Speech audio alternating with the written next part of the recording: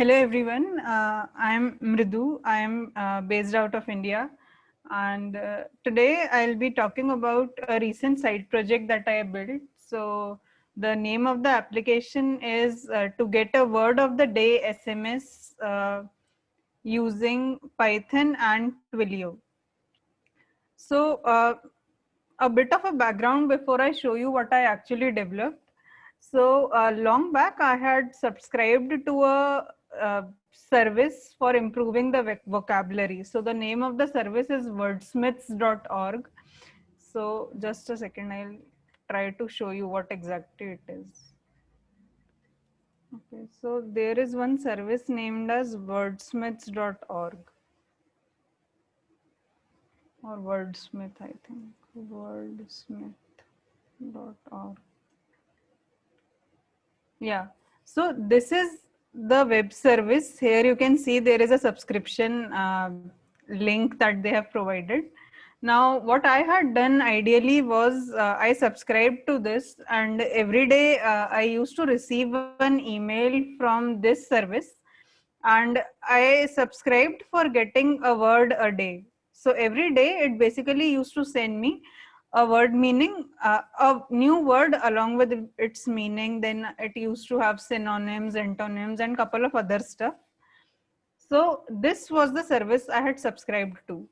Now, what ideally happened, I did register on it enthusiastically, but it was very rare that I opened that email and actually checked that what exactly is present in their email. And also my inbox was getting cluttered a lot because of these newsletters and everything. So the idea in my mind was to declutter everything a bit, as you know, these things were having their own impact. So my idea was to declutter everything. So I was just unsubscribing from all services, and I eventually unsubscribed from Wordsmith as well. So after unsubscribing from Wordsmith, I still wanted to learn new things. So instead, the idea was that I switch this to SMS. So now, instead of all the junk messages that I receive, along with the junk messages, there are some meaningful messages, and that meaningful message is something like this. You can see on the screen here. So every day you can receive a new word a day along with its word meaning.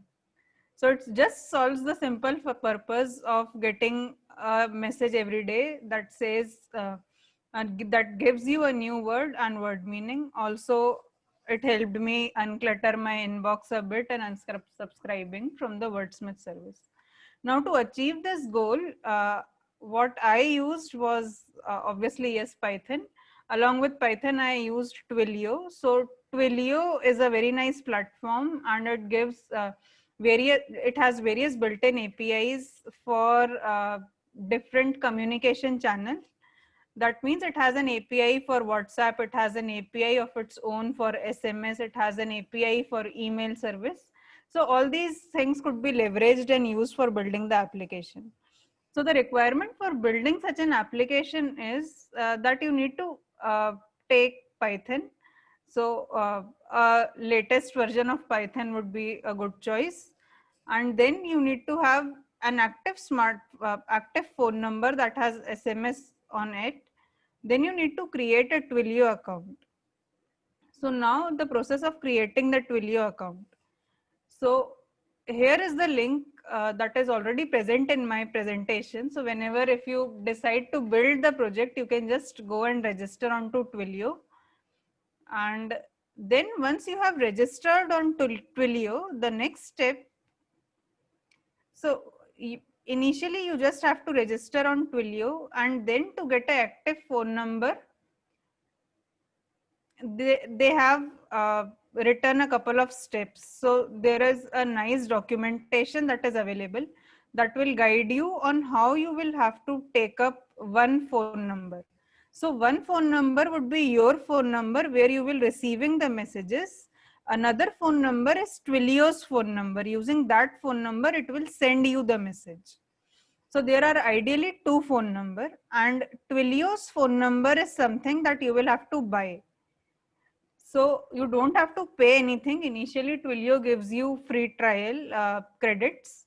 So those credits can be used, and for everything there is a nice documentation on Twilio. So the documentation can be followed. So once you have both the numbers, the next step is how are we going to create the project. So now your account on Twilio is perfectly set. We are getting started with how you will set up your environment. So we'll create a Python virtual environment, as it is a good practice to install everything in an isolated environment so that there are no version conflicts.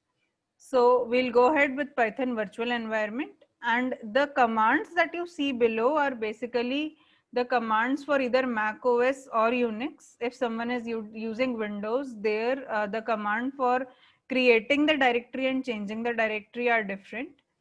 So here we are just creating a directory named as word notifier. Then we go inside of that word notifier directory. Then I'm creating a virtual environment to install all the requirements. So what you can see here is basically the name of my virtual environment, and then I'm activating my virtual environment. So now I'm activating the virtual environment. So I just give the name of my virtual environment, bin, and then activate. Now, how would you know whether your virtual environment is activated or not? So on the left hand side, you will see a message like this that will have the name of your virtual environment.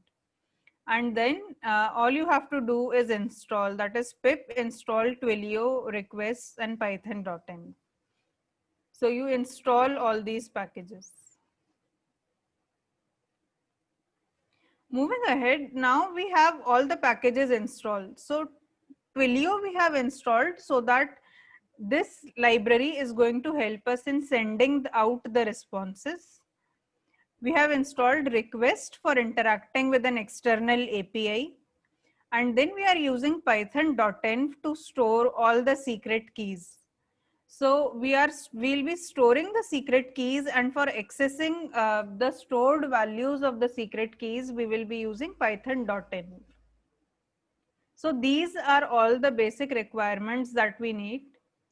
And now to see that what all things have got installed, all you will have to do is just do a pip freeze, and the output of pip freeze would be something like this. It will enlist all the things that are installed. So now here is your list, and if you write a command like pip freeze and then followed by a arrow requirements.txt, so all these requirements would get written inside of a requirements.txt file. So far we have installed everything that is needed for building our project. Now next step is this. I had told that we would be needing an active Twilio phone number as well. So you just log on to the Twilio console. Okay. So these things you will have to create your own account. I won't be able to show you the Twilio console because Twilio console has secret keys as well. It has account IDs, access tokens. So showing all of that won't be possible. And whenever you create your own applications, it is a nice thing to remember that secret keys are not to be pushed onto GitHub or any public platform where anyone can access your projects. So you can just log on to the Twilio console, and for active seeing the active number, here is the link. So once you log in, you will be able to access all the links that I have provided in my presentation. And then you will have to buy an active Twilio phone number. What the purpose of Twilio phone number is that through this number, it will be sending SMS onto your mobile number. So the sender phone number is this Twilio phone number that you can see here. And nowhere you will have to make any kind of payment for building the application as long as the trial credits are present with you. Here is a picture of the dashboard. This is how it is going to look like. And these are the numbers that I have hidden, because one is my personal phone number and one would be the Twilio phone number. So while building the application, you will have to keep in mind that what all things should be hidden. And next thing is all the secret credentials, make sure that you save these inside of a .env file. So inside of your project directory, create a .env file, and then all you have to do is give a key, and corresponding to the key store the value. So this is Twilio account ID. Then you have Twilio's auth token. Then you need to save the Twilio phone number and your own phone number. So all these parameters need to be saved inside .env file. And here I have mentioned that Twilio phone number variable must be set to the Twilio number that you purchased. So whatever purchase has been made, you will have to set that phone number as your Twilio phone number, and then there is one receiver phone number. Receiver phone number is the phone number where these messages will come. And this is how your Twilio console looks like. And here you can see they have provided account SID and auth token. So all these values, you won't have to hunt for them. All these would be directly visible to you on your console once you are logged in. Now, next step, we have done everything that is required to set up Twilio.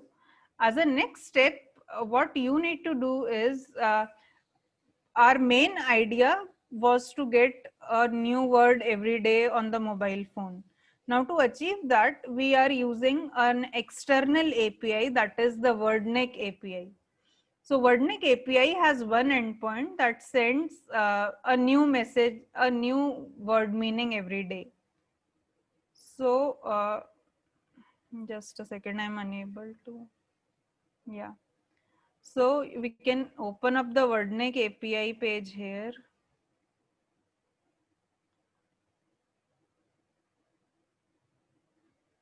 Okay, this is how your WordNik API is going to look like.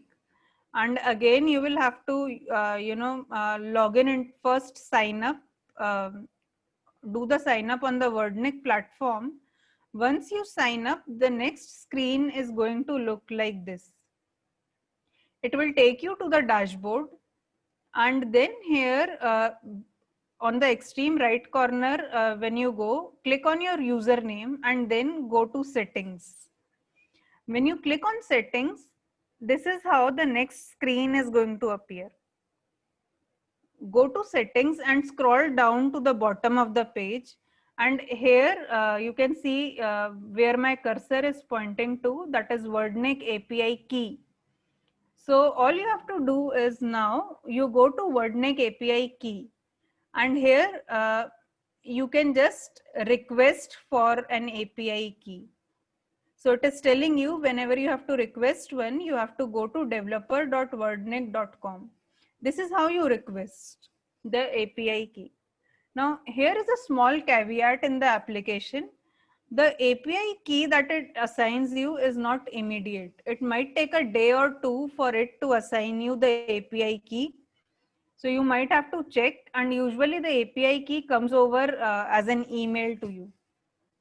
So this is one caveat in the application. Initially, when WordNik API was in its earlier stage of development, so they used to assign a default API key, but now they have modified that process and no default API key is available. So you will eventually have to wait for the key. But so that one does not have to wait, I have written the application in a manner that unless and until you update the WordNik API key, you would be getting some static message, static message on your phone, so that the development process does not get interrupted in between. Otherwise, you will have to leave your code in between and then wait for the API key to come. So when you go on to developer WordNik API, it asks you to do a sign up on this form. And when you do the sign up, you tell them that what do you plan to do with the API and just submit the API request. So this API is also a free API. You won't have to pay for the API. However, with all the API pricing plans, there are some or the other limitations. And now this WordNick API key that you recently received, this API key will also go inside of your .env file. So inside of your .env file, you will store this API key as well. And unless and until you get it, you can just keep it empty for the time being. And just whenever you receive it, you can just update the API key. So this is how like we are storing all these secret keys, and it is a good practice to not have all these API keys and everything written in your main file. Otherwise all these keys would be visible to everyone, and that's why putting it in .env and using a python.env package is a good practice. And now moving ahead, now we have things gradually set up, and now we are on our way to write the core logic of the application, like how we will be getting the word and how we'll be parsing the meaning and sending it. So now the main application is divided into two parts. My first function is about get word of the day. So this is basically querying the API and then fetching the data for a particular date. And the next one is sending the SMS. So whatever is the returned word meaning, I'll be just sending it via an SMS to the receiver's phone. So this is the core logic of the application. And for writing this, you just have to create a new file, app.py, and you can name it whatever you want. And we are just importing things. So I import OS. OS import is done so that we can later, fetch the values we can fetch the values using our .env and .env file. That's why we need OS import. Then JSON is used basically for parsing the response of the API. Datetime is used because the API accepts a post request call, and it accepts date as a parameter. So we will have to send date. Request is an HTTP library that is basically used to query the API. So we'll be sending get request, post request calls using requests. And then we have load.env. So load.env will load all the values that we have provided to our variables in the .env file. And then of course we have Twilio library that will help us in sending the response as a message. So these are all the imports that are done. And now see, here we are just loading all the values from our .env file. And now to fetch the value, one part was loading the values. So .env help us in loading the value. Now to fetch the value, we will be using our good old OS package, and OS package os.getenv, and then we'll be writing the key Twilio account SID, then Twilio auth token. So all the variables that you have stored inside the .env, you will be retrieving it here. And the process of retrieving it is using os.getenv. And the advantage, as you can see here, we didn't have to hard code all our secret keys. We are just picking it up using os.getenv.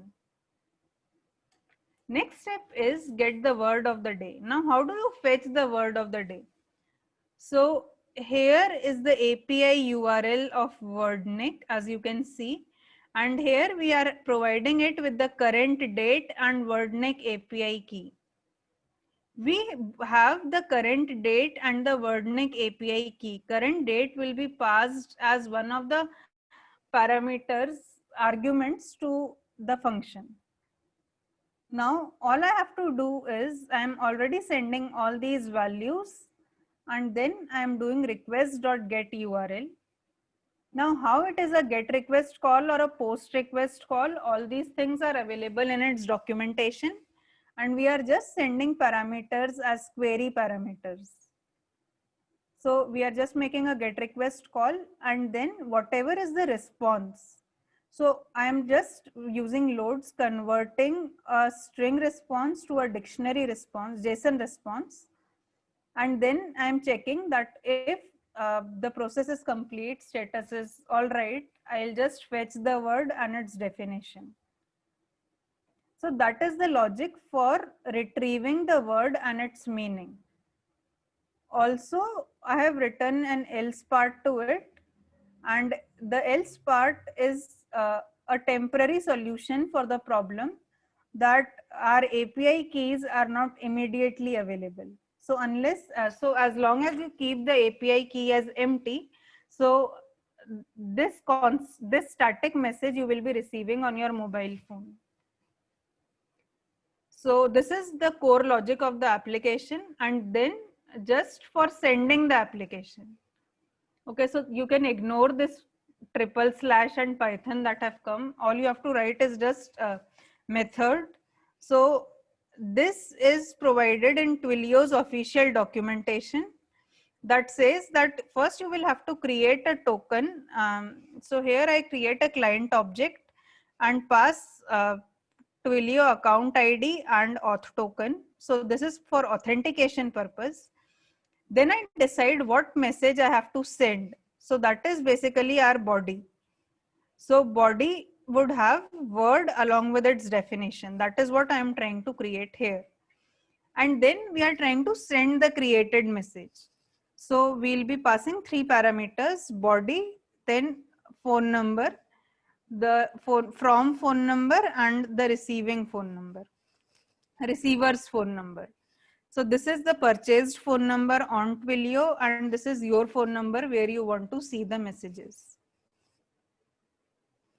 And now the final step, as this is a script, ignore this triple slash Python.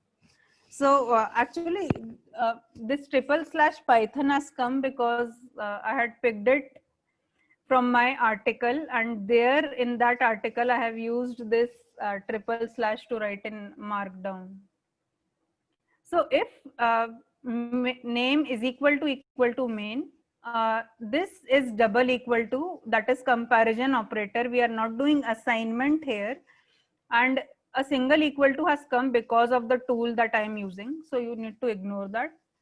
And then we are just fetching the current date and sending the current date in the get word of the day method. And then I am just sending the SMS. We had defined all the functions. Here we are just calling the functions. Okay, so now our application is ready. And to test the application, all you have to do is Python space your file name. So from the terminal, all you have to do is run this Python file, like you run any Python file. So that is python app.py. You should receive a message on doing that, which means that we have correctly developed our application. Now the question comes, how can we send it every day? This is one time we are running it, right? Like whenever you run it, you will get a message, but this process would not ensure that every day you get a message. So for that, we have to schedule it. One way of scheduling it is you schedule it using cron job and setting it up on your local machine. But again, the caveat here is that your system won't be open 24/7. There would be some time when you would close the system, and that time the internet connectivity won't obviously be there on your system. So scheduling a cron job on a local setup was not a feasible solution that I found. That's why I decided to deploy my application on Heroku, so that it is on server and the application is continuously running. So now for deploying it on Heroku,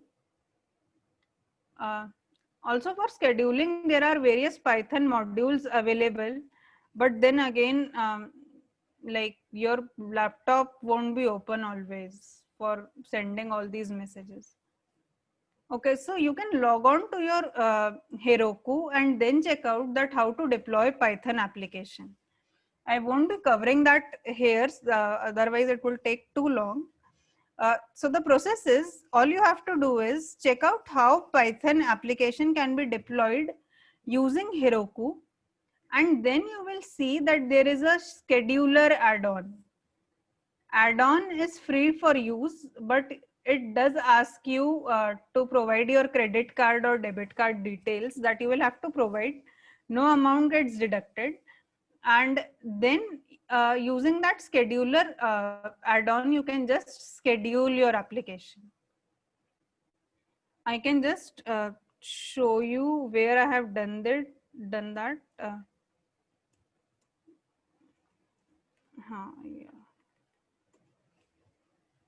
So regarding the scheduling part, if you want to check the scheduling thing, there is a step-by-step procedure that I have written in Twilio's blog. So in Twilio's official blog, I have written about the process on how this can get scheduled. So you can follow these steps if you get stuck anywhere while doing the scheduling thing. So once it is scheduled on Heroku and you have set up the time, every day on your mobile phone, you will start receiving the message. So that is how I had developed a quick side project, and that was solving one of my own problems. That was all I had for the talk.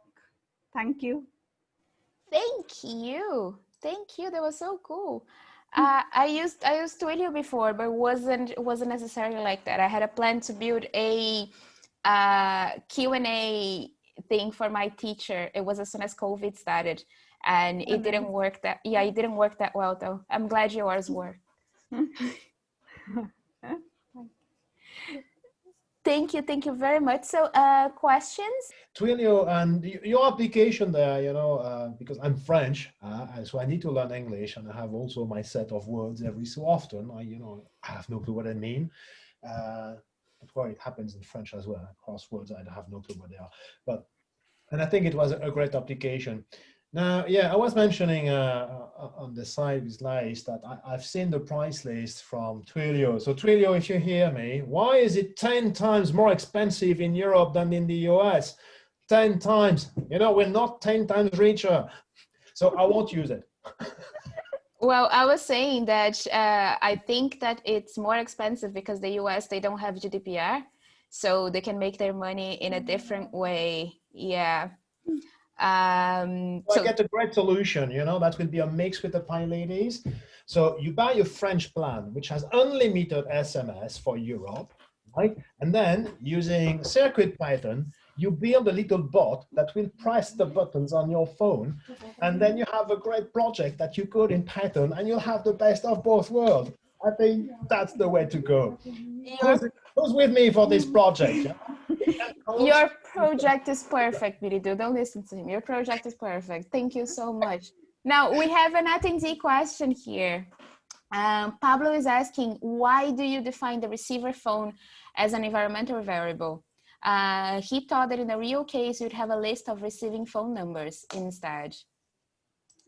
Yeah, I mean, yeah, even if there is a list of receiving phone numbers, we can, I think, keep it as a list inside of the environment variable, and then iterating it, and then maybe fetching it one by one. I haven't tried it sending a message on multiple phone numbers. I configured only a single phone number. So that might be a good thing to try and test it out. But anyways, I think phone number, I think, is something personal. So instead of keeping it in the main file, I would still keep it in a .env file, even if it is a single phone number or multiple phone numbers, either ways. Yeah, protect your